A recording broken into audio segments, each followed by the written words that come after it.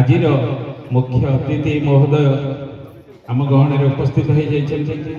ବର୍ତ୍ତମାନ ଆନୁଷ୍ଠାନିକ ଭାବରେ ଯାହା ସର୍ବପ୍ରଥମେ କରାଯିବା କଥା ପ୍ରଦୀପ ପ୍ରଜ୍ୱଳନ।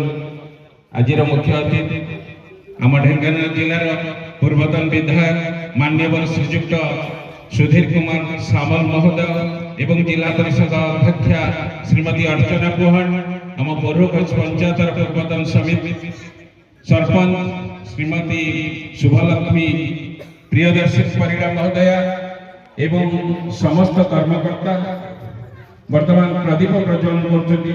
ओम सन्नो मित्रः सन्नो वरुणः सन्नो भवतु वर्यमा सन्नो इन्द्र बृहस्पतिः सन्नो विष्णुरुक्रमः नमो ब्रह्मणे नमस्ते वायो त्वमेव प्रत्यक्ष ब्रह्मास्मि त्वमेव प्रत्यक्षं ब्रह्मं वदिष्यामि ऋतं वदिष्यामि सत्यं वदिष्यामि तन्मामवतु तद्वक्तारं वक्तु अवक्तु माम् अवक्तु वक्तुरारं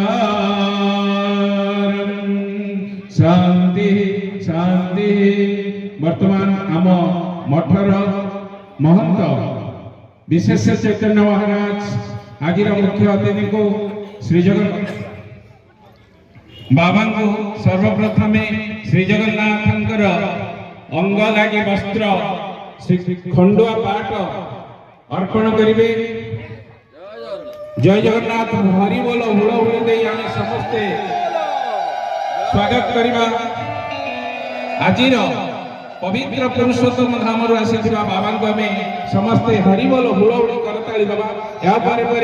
आमर ढेंकानाल जिलार पूर्वतन विधायक मान्यवर श्रीजुक्त सुधीर कुमार सामल निधि भाई को आम अनुष्ठान तरफ अंगवस्त्र प्रदान करी आम अनुष्ठान से पदार्पण करिथिबारु गोटे छोटिया उपहार आम अनुष्ठान तरफ प्रदान करिवे। आम अनुष्ठान आम आश्रम महंत विशेष चैतन्य महाराज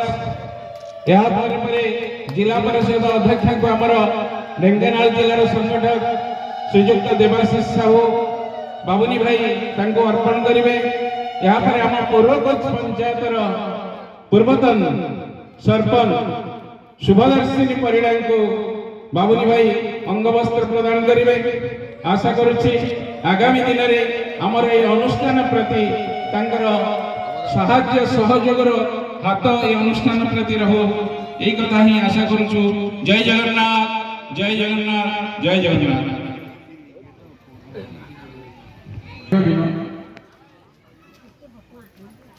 जो अनुष्ठान को प्रथम आज 41 वर्ष तले पद्मश्री पंडित सदाशिव रथ शर्मा आसी प्रतिष्ठा करते 41 वर्ष हो गला। आज 41 वर्ष उत्सव आज हूँ अंतिम सत्संग। तेणु यही सत्संग आज आम मुख्य अतिथि रूपे विराजमान कर पूर्वतन विधायक सुधीर सामल महोदय। सहित बड़ सौभाग्य विषय पूरी श्रीक्षेत्र भागवत आश्रम बाबा अच्युतानंद दास जी महाराज वक्तव्य रखार आम क्षमता नहीं। ये हूँ प्रभु जगन्नाथ धाम आश्रम गिरिधारी बाबा जी कि प्रतिष्ठाता थे चलीगले ना ये मठ ये आश्रम प्रतिष्ठित होती। आज उपस्थित थी समस्त माँ भौणी गुरुजन युवक बंधु मैंने आश्रम कर्मकर्ता मंचर उपस्थित थी समस्त नेतृवृंद एवं विशेषकर भारत आश्रम आसी आम व्यास आसन बसी मोर पूर्व परिचित अच्युत महोदय एवं सहित आसी दुज मान्यवर समस्त प्रणाम। ये पूरी धाम आसी व्यास महोदय को मु बहुत आगे जानी वृंदावन देवी कथा शुणी 2 दिन। तेणु आप कथा शुणु आम कथा शुणा किसी आवश्यकता ना से कथा को शुणी काम लगे তাহলে ব্যাস মহোদয় যা কহিবে সে সার্থক হব।